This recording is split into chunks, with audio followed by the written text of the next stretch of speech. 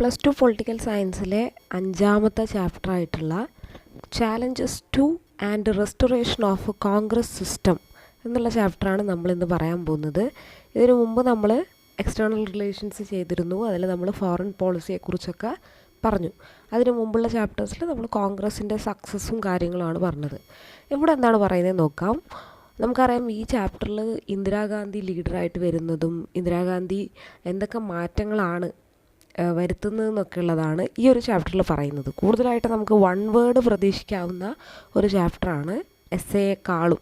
Okay, അപ്പോൾ ആ രീതിയിൽ തന്നെ ഈ 5ാമത്തെ ചാപ്റ്റർ കാണാം. പ്രധാനമായിട്ടും പഠിക്കേണ്ടത് 4ാമത്തെ ചാപ്റ്ററാണ്. ഓക്കെ, നമുക്ക് ആദ്യത്തെ ചോദ്യം നോക്കാം. What does the term syndicate mean in the context of Congress party? നമുക്കറിയാം കോൺഗ്രസ് പാർട്ടിയിൽ സിൻഡിക്കേറ്റ് എന്ന് പറയുന്ന ഒരു വിഭാഗം രൂപപ്പെട്ടിരുന്നു. എന്താണ് ഇതുകൊണ്ട് ഉദ്ദേശിക്കുന്നത് എന്നാണ്. Syndicate was A group of powerful and influential leaders within the Congress. മനസ്സിലായില്ലേ?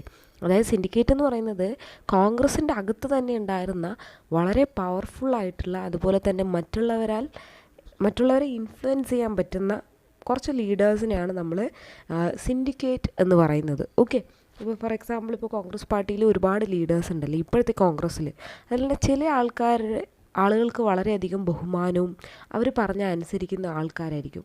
അതുപോലെ ഇൻഫ്ലുവൻസ് ചെയ്യാൻ പറ്റുന്ന ഒരു വിഭാഗം, പവർഫുള്ളായിട്ടുള്ള തീരുമാനങ്ങൾ എടുക്കാൻ പറ്റുന്ന വിഭാഗത്തെയാണ് സിൻഡിക്കേറ്റ് എന്ന് പറയാം. ഓക്കെ, ഇതിൻ്റെ ലീഡർ എന്ന് പറയുന്നത് കെ കാമരാജ് ആയിരുന്നു. ഓക്കെ, കെ കാമരാജാണ് സിൻഡിക്കേറ്റിൻ്റെ ലീഡർ.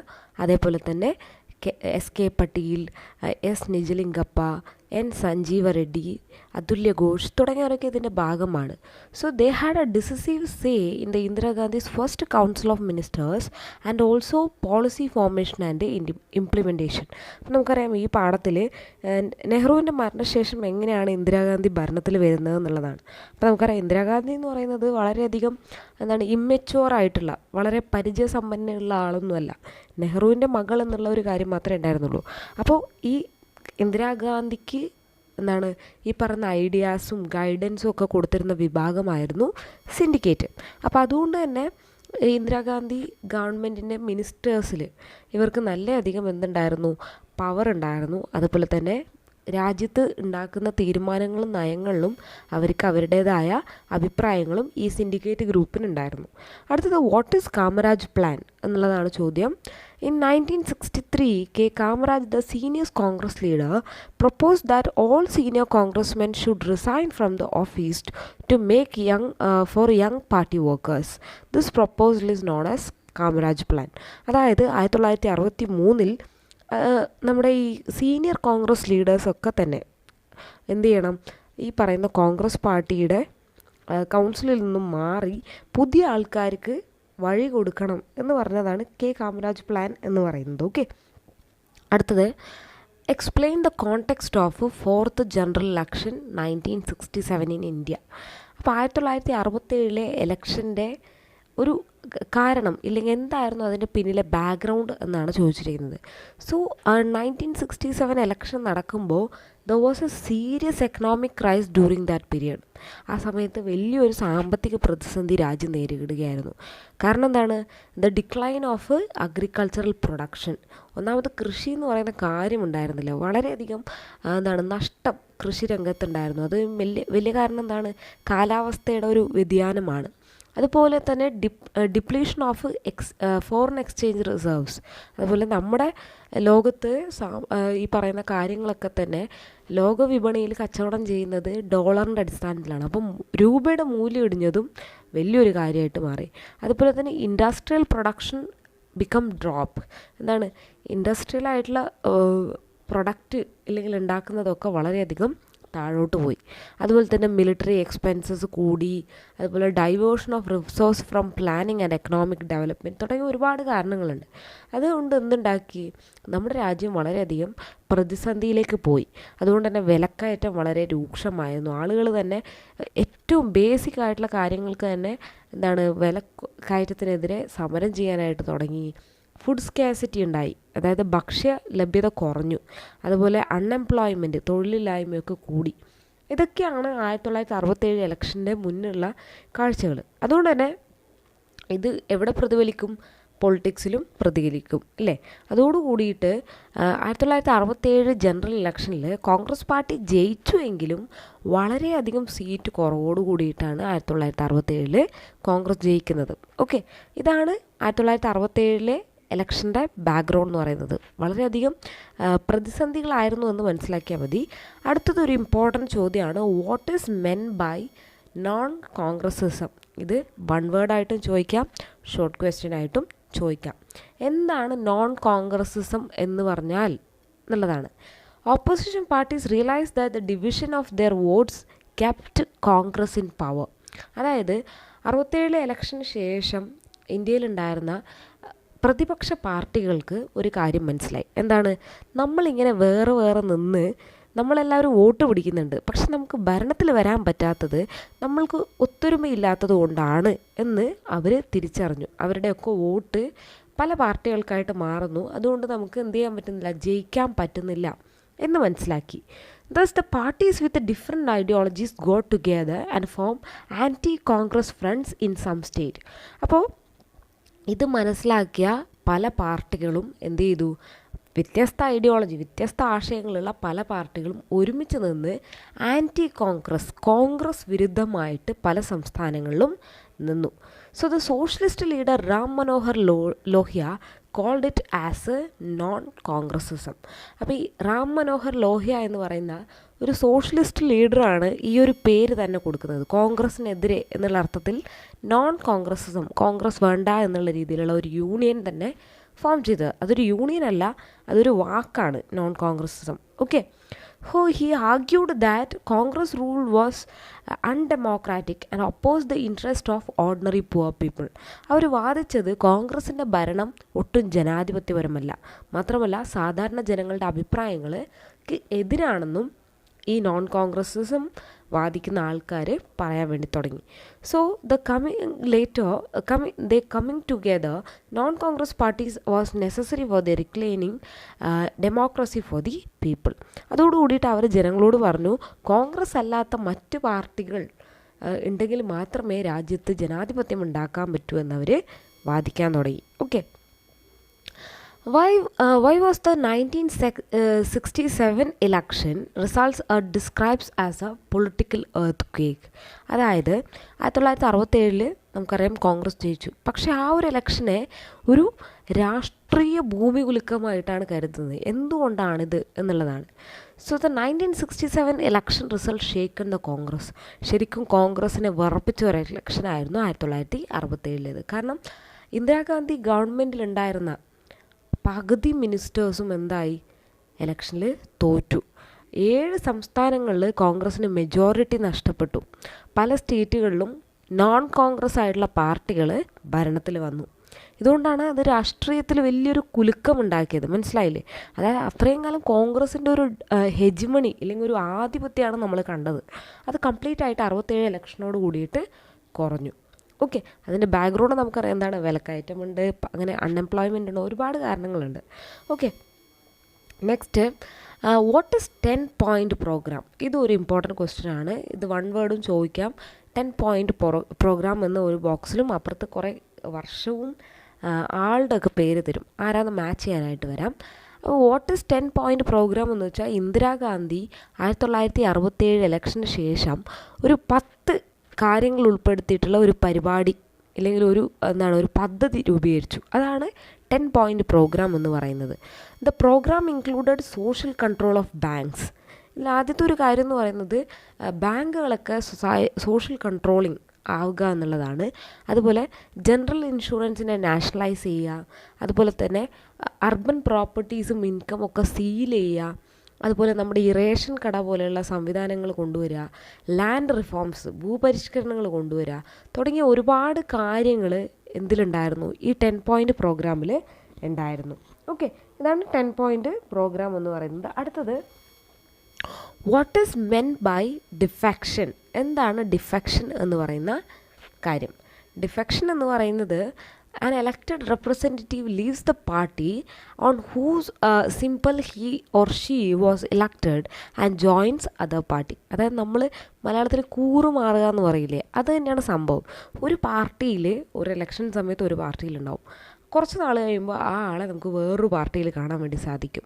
ഇതിനാണ് കൂറുമാറ്റം എന്ന് പറയുക. അതായത് ഒരു സിമ്പലിൽ മത്സരിച്ച വ്യക്തി ആ പാർട്ടി വിട്ട് വേറൊരു പാർട്ടിയിലേക്ക് പോവുക. ഇതിനെ കളിയാക്കുന്ന ഒരു എക്സ്പ്രഷനാണ് ആയാറാം ഗയാറാം, ദേ വന്നു ദേ പോയി എന്ന് പറയില്ലേ. അതിൻ്റെ ഒരു ഹിന്ദി വേർഷനാണ് ആയാറാം ഗയാറാം, ദേ വന്നു ദേ പോയി എന്നുള്ള അതേ മീനിങ് ആണ്. ഓക്കെ, അപ്പോൾ ഡിഫെക്ഷൻ, ആയാറാം ഗയാറാം, അതുപോലെ ജോയിനിങ് അനദർ പാർട്ടി, ഇത്രയും കാര്യം ഓർത്ത് വെച്ചാൽ മതി.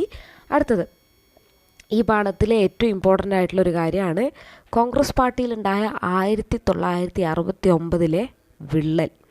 അവർ തമ്മിൽ എന്ത് ചെയ്തു, സ്പ്ലിറ്റ് ഉണ്ടായി. കോൺഗ്രസ് പാർട്ടിയിലൊരു സ്പ്ലിറ്റ് ഉണ്ടായി 1969. ഇതിനു മുമ്പ് നമ്മളൊരു സ്പ്ലിറ്റ് പഠിച്ചിരുന്നു, കമ്മ്യൂണിസ്റ്റ് പാർട്ടിയുടേത്. അതിനേക്കാളും കുറച്ചും കൂടി ഇമ്പോർട്ടൻ്റ് ആയിട്ടുള്ളൊരു സ്പ്ലിറ്റാണ് 1969 കോൺഗ്രസ് പാർട്ടിയുടേത്. എന്താണ് ഇതിൻ്റെ പിന്നിലെ മേജർ ഇഷ്യൂ എന്നതാണ് അടുത്ത ചോദ്യം. Discuss the major issue which led to the formal split of the Congress party in 1969. ഇതൊരു എസ്സേ ക്വസ്റ്റ്യൻ ആയിട്ട് വരാറുണ്ട്. ഇതിൻ്റെ റീസൺസ്, കോൺസിക്വൻസസ് ഒക്കെ ചോദിക്കാറുണ്ട്. നോക്കുക, following president Zakir Hussain's death, syndicate proposed N Sanjiva Reddy as the official candidate for the ensuring presidential election. അതായത് ഇന്ത്യയുടെ പ്രസിഡൻ്റായിരുന്ന സാക്കിർ ഹുസൈൻ എന്ന് പറയുന്ന വ്യക്തി മരണപ്പെടുകയുണ്ടായി. അപ്പോൾ നമുക്കറിയാം ഇന്ദിരാഗാന്ധിയുടെ ഗവൺമെൻറ്റിലെ പ്രധാനപ്പെട്ടൊരു വിഭാഗമായിരുന്നു സിൻഡിക്കേറ്റ്. അവരാണ് ഇന്ദിരാഗാന്ധിയുടെ ഭരണം നിയന്ത്രിച്ചിരുന്നത്. അവർ മുന്നോട്ട് വെച്ചൊരു പേരായിരുന്നു എൻ സഞ്ജീവ റെഡ്ഡി എന്ന് പറയുന്ന വ്യക്തിയുടേത്. ഒഫീഷ്യൽ കാൻഡിഡേറ്റായിട്ട് അദ്ദേഹത്തിൻ്റെ പേര് മുന്നോട്ട് വെച്ചു. അതേസമയം he was an opponent of Indira Gandhi. അതായത് ഇന്ദിരാഗാന്ധിയുടെ ഒരു എതിരാളിയെ പോലെയുള്ള ഒരാളായിരുന്നു എൻ സഞ്ജീവ റെഡ്ഡി.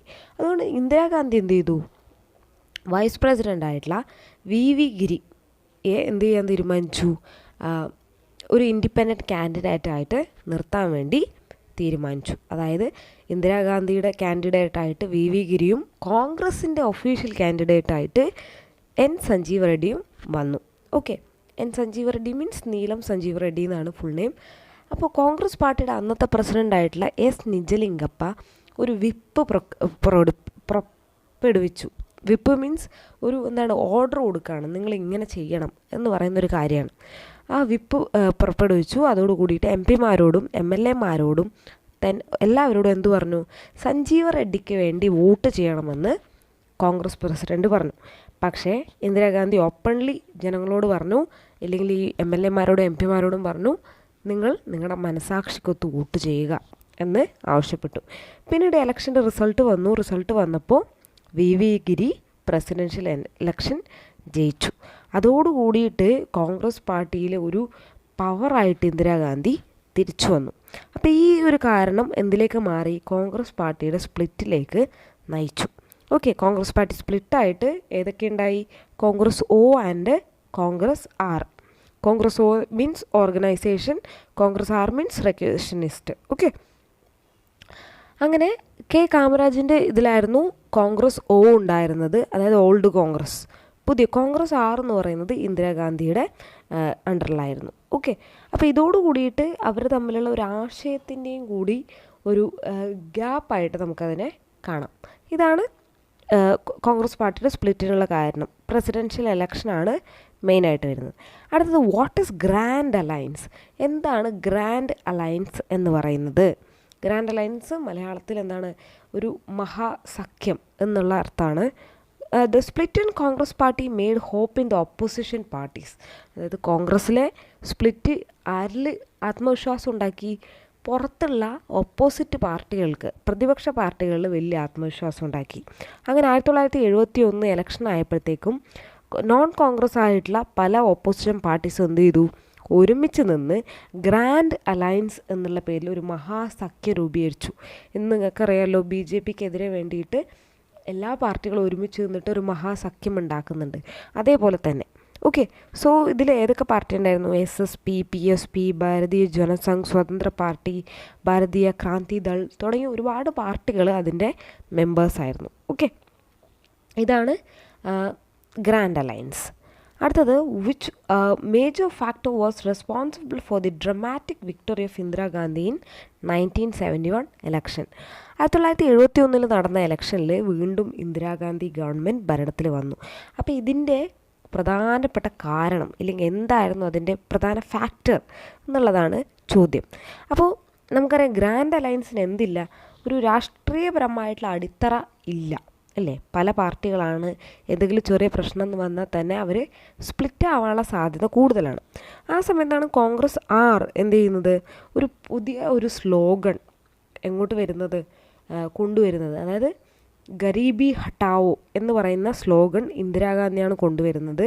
അതായത് കൂടുതലായിട്ട് നമ്മൾ രാജ്യത്തെ പട്ടിണി മാറ്റാനാണ് ശ്രമിക്കേണ്ടത് എന്നാണ് അതിൻ്റെ അർത്ഥം. She focused on the growth of public sector, ceiling on the land holdings, removal of disparities in income and abolition of princely privileges.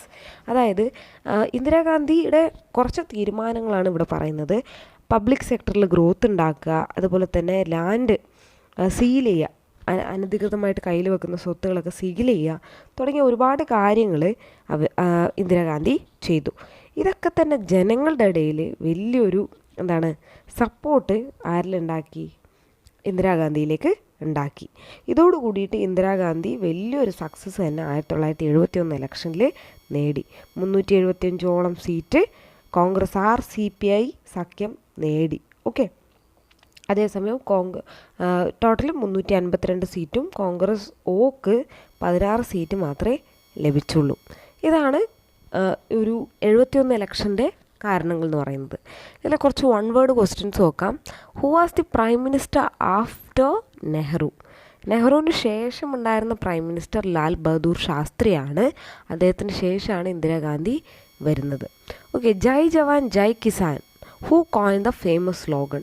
ഈ ജയ് ജവാൻ ജയ് കിസാൻ ആരുടെ സ്ലോഗനാണ്? ലാൽ ബഹദൂർ ശാസ്ത്രി. അടുത്തത്, who was the prime minister after Lal Bahadur Shastri? Lal Bahadur ശാസ്ത്രിക്ക് ശേഷം ആരായിരുന്നു prime minister? Indira Gandhi. Who gave the name non Congressism? Non Congressism എന്നുള്ള പേര് കൊടുത്തത് ആരാണ്? Ram Manohar Lohia. Which was the alliance formed by non Congress and non communist parties in 1971? 1971 communist അല്ലാത്ത പാർട്ടികളും കോൺഗ്രസ് അല്ലാത്ത പാർട്ടികളും ചേർന്നുണ്ടാക്കിയ ആ ഒരു സഖ്യത്തെ എന്താണ് വിളിക്കുന്നത്? Grand alliance. ഓക്കെ. അടുത്തത്, what was the slogan of Indira Gandhi during the election of 1971? 1971 ഇന്ദിരാഗാന്ധിയുടെ എലക്ഷൻ്റെ സമയത്തുണ്ടായിരുന്ന സ്ലോഗൺ എന്തായിരുന്നു? ഗരീബി ഹട്ടാവോ. ഇതിൻ്റെ ഓപ്പോസിറ്റ് വേറൊരു സ്ലോഗൺ ഉണ്ട്. ഏതാണ്? ഇന്ദിരാ ഹട്ടാവോ. അതാരാണ്? ജയപ്രകാശ് നാരായണനാണ്. ഓക്കെ.